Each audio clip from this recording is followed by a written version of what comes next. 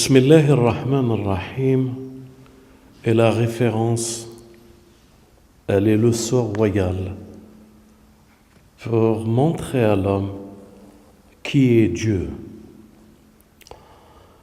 La révérence ou le sort royal qu'il a sur tous ses messages et ses écrits. Vous savez, un sort royal, c'est comme si quelqu'un écrivait, quand je dis quelqu'un, que Dieu me pardonne, écrivait une lettre et qu'il laisse et qu'il met son empreinte et sa signature. Bismillah ar-Rahman ar-Rahim est l'empreinte de Dieu et sa signature, que ce livre vient de lui. Cette empreinte et cette signature, tellement d'écrits ont été faits sur elle. Les gnostiques disent qu'elle est la porte, elle est la clé, elle est le mystère du Coran. Et elle est la totalité de toutes les révélations.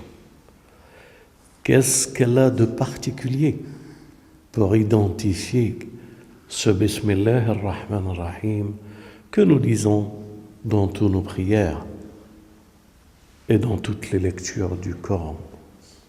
Bien entendu, en cherchant d'abord refuge auprès de Dieu contre Satan le lapidé. Bismillah ar-Rahman ar-Rahim, elle comporte trois façons de voir ou de comprendre ou de saisir ce sort royal. Elle nous dit Bismillah, elle nous dit au nom d'Allah, au nom de Dieu. Voilà le premier signe, c'est le signe de Dieu. Mais il a encore ajouté deux autres noms de sa grandeur. Il a mis Ar-Rahman, Bismillah Ar-Rahman. C'est quoi le mot Ar-Rahman par rapport à Ar-Rahim? En somme, la Bismillah comporte trois noms divins de Dieu et de son mystère et de son secret. Bien entendu, pour les arabophones ou pour les traducteurs, pour les francophones ou d'autres langues qui essayent de traduire ce livre béni, lui donne une traduction que vous pouvez constater dans tous les livres qui ont traduit le Coran en un Dieu, au nom de Dieu, clément et miséricorde, ou au nom de Dieu, le tout miséricorde, le très miséricorde. Bien entendu, ces traductions ne sont pas à la hauteur du vrai nom, Ar-Rahman. Ar-Rahman connote une autre vision. C'est cette vision que je vous invite à méditer et à réfléchir ce soir ensemble. Rahman, c'est le nom d'une crainte révérentielle. Je m'explique. Rahman, c'est comme si nous disions celui qui a ordonné toute chose, coordonné, créé toute chose. Rahman veut dire, et c'est un degré seulement, il ne signifie pas cela tout à fait, mais c'est pour que vous puissiez amplifier la connaissance de ce nom. Rahman veut dire celui qui enseigne, veut dire le savant, veut dire le juge, veut dire le souverain, veut dire celui qui encercle toute chose, veut dire celui qui appelle et que par son appel, la création se fait. Rahman il y a toute une sourate sur Ar-Rahman. Ar-Rahman, أعوذ بالله من الشيطان الرجيم, بسم الله الرحمن الرحيم. الرحمن علم القرآن خلق الإنسان علمه البيان. Le mot Rahman a créé l'homme.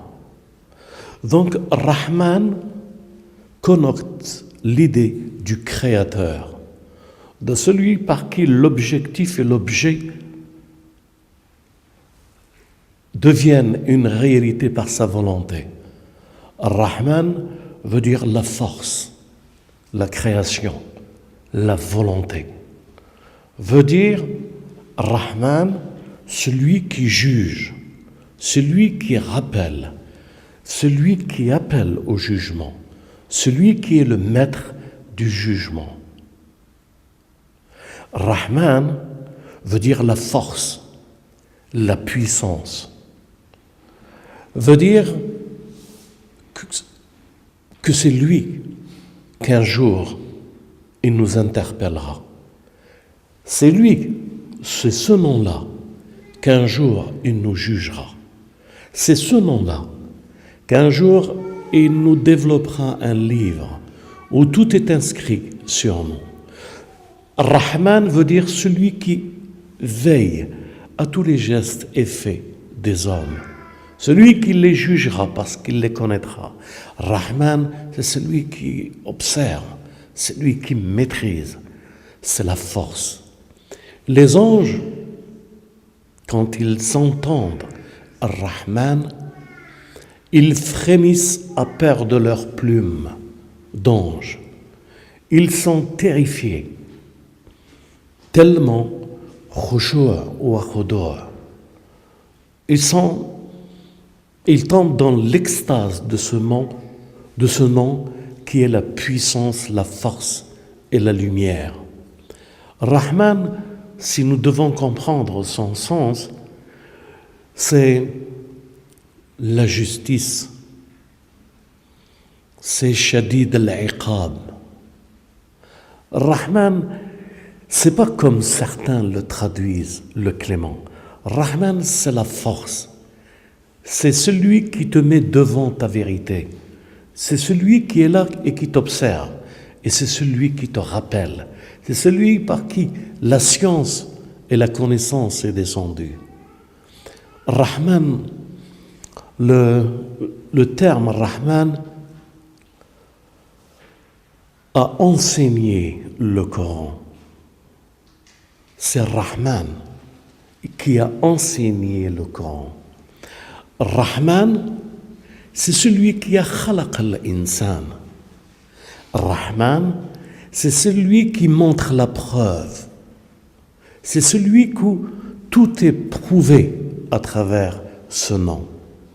Donc, mes frères, le premier nom de Dieu, en dehors d'Allah, subhanahu wa ta'ala, le deuxième nom qu'il met dans son sceau royal, c'est Rahman.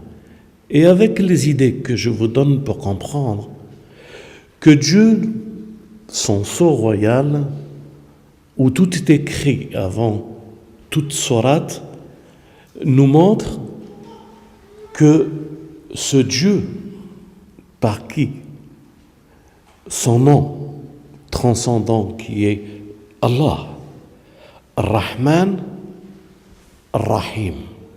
Rahman, je voulais expliquer l'essence que cela comporte dans Rahman.